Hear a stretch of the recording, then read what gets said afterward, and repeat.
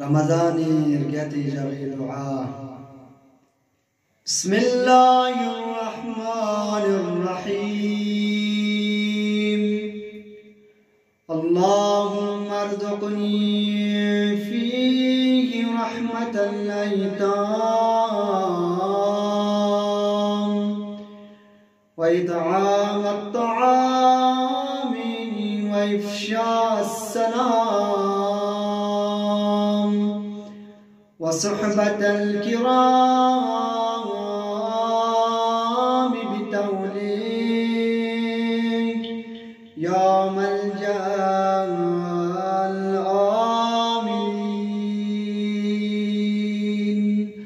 اللهم صل على